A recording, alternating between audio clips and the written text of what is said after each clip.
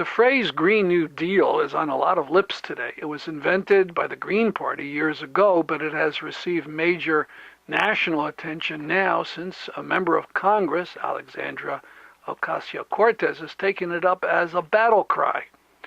Richard Smith is an economic historian, a founder of System Change, Not Climate Change, and author of the book Green Capitalism, The God That Failed.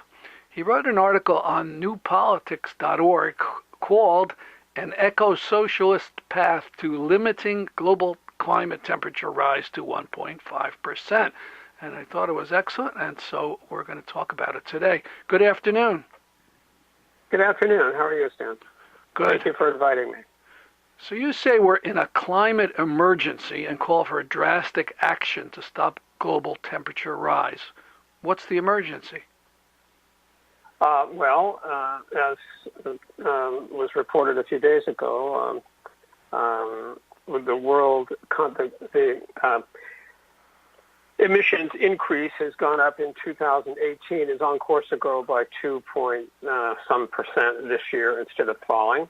In China, it's on course to grow 4.7%, which is really huge, given that China's emissions are more than twice the level of U.S. emissions. So that's really a shock.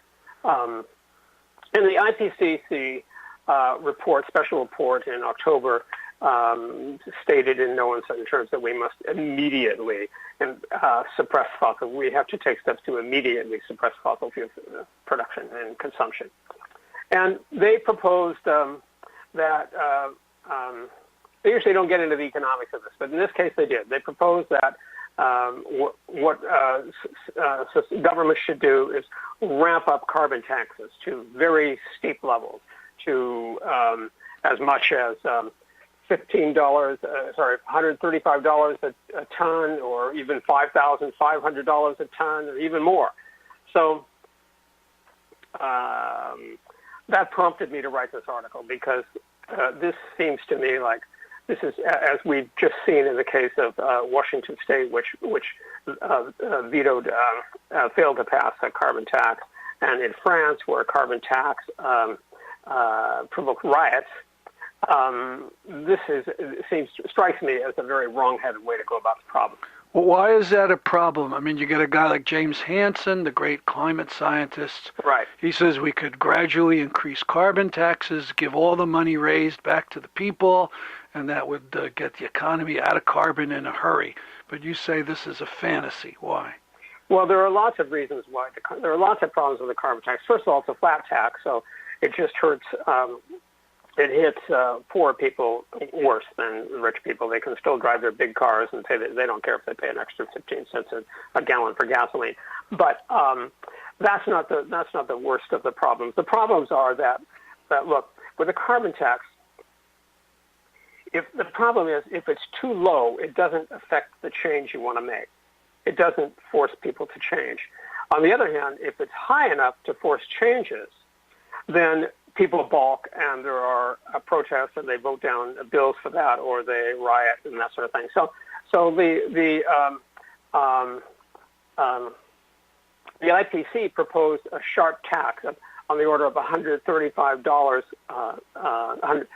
gallon. That would $135 a ton. That would work out to $1.20 a gallon, and $5,500 a ton would work out to $48.95 a gallon. Can you imagine that? What they're saying, though, is that the taxes that have been imposed, they're like more than 40 countries and states have imposed. 42 states, the OECD reported that across 42 major economies that have imposed carbon taxes as of this year in 2018, they're all an average of about 7 cents a gallon. This is just way too low to have any impact. Mm-hmm. But the problem is no government will set a tax high enough to spur real deep changes, because to do so, that will result in protests and riots. And why? Because look, you know, like somebody wrote about France, you've got these workers who live out in the countryside, and they have one guy who interviewed, he says he has to drive 30 miles to 30 kilometers to get to a train station to get to work. Well, he has no choice but to drive that. And the carbon tax hits him the worst because he's a working class guy and he's not rich, so he has to just pay the tax. But the tax is not going to give him a free electric car. And he can't afford an electric car. They're already strapped, French workers. So they're already paying heavy taxes, and they can't afford to go out and change to, just sell their regular car and buy an electric car. So this is the problem everywhere, that you can't impose these taxes on people without providing them alternatives and ways so that they can actually transition. It's easy to say, oh, we'll just drive carbon out of the market by raising the tax, but you're hitting real investors and real people. If you put a heavy enough tax on the companies to actually make them collapse, which is what you would have to do if you want to. Look, if you want to get fossil fuels out of the world economy, through carbon taxes, you'd have to drive them out of business. Mm-hmm. Well, that would just cause economic collapse and mass unemployment. Who wants that? No government will do that. So you're saying capitalism has this problem that the market really can't fix this problem on its own? This is not a problem. The market is the wrong way to go about the problem. The way to go about the problem is to ration fossil fuels, like was done under Roosevelt in World War II. They rationed fossil fuels, and they gave people a ration coupon, and they diverted the fossil fuels for use for the war effort. So it was only for 4 years or something during the war, but that's what they did, and but it worked, and it was equitable. It affected rich and poor alike, and so that's what people did. But of course, rationing fossil fuels can have limits in certain situations. If you need to work a long way away from work and you're only allowing you a gallon to get there and back, and it's not enough, then you'd have to have more ration coupons. But that could be worked out in principle. But the main problem is you can't drive. The problem is that we have a world economy. Let's just take the U.S. economy. It's based on fossil fuels everywhere. It's completely across the industries. And there are huge companies, the wealthiest companies in the country, the oil companies, the auto companies, and so on. These companies, you can't just drive these people out of business with a carbon tax or force them out. What you need to do is nationalize them. You have to take them into public hands, because we need to close down oil production, phase it out drastically and quickly. And the only fair way to do this is to buy out those companies and provide guaranteed jobs for those workers in those companies in another line of work, hopefully low carbon work, that pays them the same benefits and same wages and benefits they get in their current jobs. We don't have time to. I'm not proposing that we expropriate the oil companies and the auto companies and the airlines and so forth like that. That's not fair, because what you need to do is just buy them out. And we can buy them out because, as I showed, just the tax giveaway that Trump did, his $2.3 billion tax gift to the rich, is enough to buy all the oil companies in America, all the coal companies, all the major industrial consumers of fossil fuels. Except I think you said billion. I think you mean trillion? Trillion. Yeah, okay. Yeah, 2.3 trillion, yes, right. That's enough to buy out all the oil companies and coal companies. They're worth about $980 billion. To buy out the airlines, all the airlines, and Boeing aircraft, and all the auto companies, and the major chemical companies, and so on. Mm-hmm. It's amazing. I was actually surprised to see how cheap this would be. I mean, it's like a $17 trillion economy, and yet you could buy up the government could buy up the commanding heights of the economy for like $3 trillion, less than that. And with the stock market falling and falling as it's been doing the last week and today, it's even cheaper. Yeah, but the thing is that I'm not. The point is here, I'm not trying to. I don't want to. I'm not trying to sound like a Bolshevik here. We're not looking to seize the means of production and throw people out of work and throw the capitalists in jail. No, that's not it. Because you have to take into consideration that lots of oil stocks are owned by workers in their pension fund plans. And we need to do this in a hurry, so we don't want to fight a class war over nationalization. What we want to do is make it, buy them out at a price they can't resist. And the oil companies, because most of their assets are stranded, and they're pumping it right now as fast as they can because they know they're stranded and they know they're not going to be able to sell this for a long time. They might actually welcome a buyout.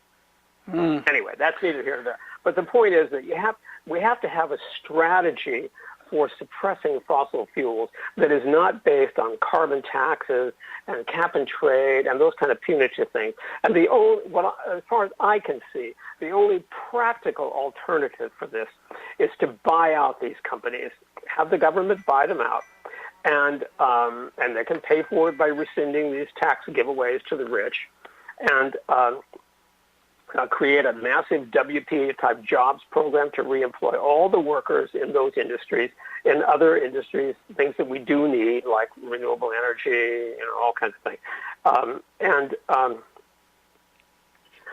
and create simultaneously a crash program to transition to renewable energy. Because renewable energy is just massively underinvested in this country and the world in general. I mean, all the money goes into fossil fuels. But renewable energy is massively underinvested, so we need to really invest in that and make the transition. There's no technical reason, no technical barrier here to transitioning to renewable energy. It can all be done. The technology is adequate to the task.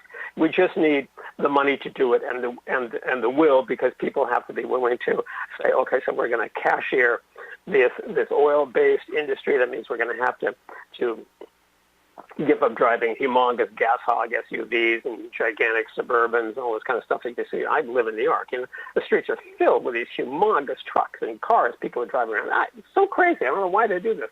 And they run over people, pedestrians, and every week you hear about a few. Yeah, I mean, it's such a waste of materials and resources and fuel to drive people around in these ginormous trucks. They're the best-selling so-called cars in America. Now, is this something Ocasio-Cortez is pushing, or are you pushing it to the next level? Well, Ocasio-Cortez has put forward a Green New Deal program, which is centrally based around the idea of decarbonization. It doesn't specify how we should decarbonize this economy.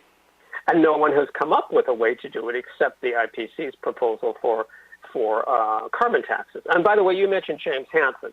James Hansen has a variant on this. But Hansen's variant is carbon tax plus dividend. That is, you'll pay a carbon tax. So I addressed that in a footnote in my paper, in which I said, well, the average American pay at a carbon tax rate of some percent. The average American would pay something like $660 a year in carbon tax fee, and then they would get back that $660 at the end of the year in Hansen's plan.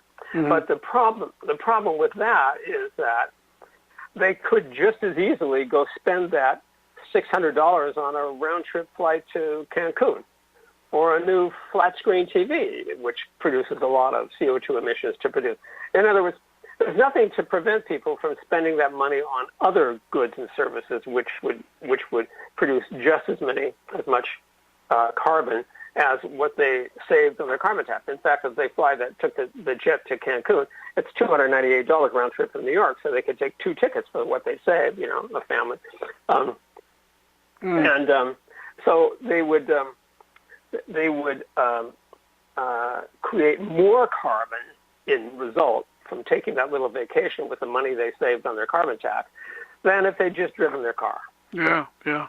Well, you conclude the article by talking about an eco-socialist civilization. I take that's a break from previous versions of socialism? Well, yeah, I think socialism and Marxist theories of socialism and so forth were largely based on the assumption that economies would continue to grow. I mean, Marx had many very interesting caveats to that. Many very interesting discussions of ecology before it was a word, and so that's true. But still, the main tendency of socialists in the 20th century was to think that the economy will keep growing. And so we just have to face the ecological truth, which is that we can't have a perpetually growing economy on a finite planet. Mm-hmm. So that means we're going to have an economy that's geared to minimizing resources rather than maximizing consumption of them, and planning ahead for conservation of resources for future generations of people, and planning systematically to set aside resources for other flora and fauna on this planet that we share with them. So we need a different conception of socialism, which is based on what we in the eco-socialist movement call eco-socialism, which is basically a combination of you could say ecology or environmentalism and socialism. Mm-hmm. And so that's kind of the basic ideas. But there's a whole bunch of books and articles people can look at on that. Great. Hey, I really appreciate talking with you about your article. Thank you. Pleasure talking with you. All right. Bye-bye.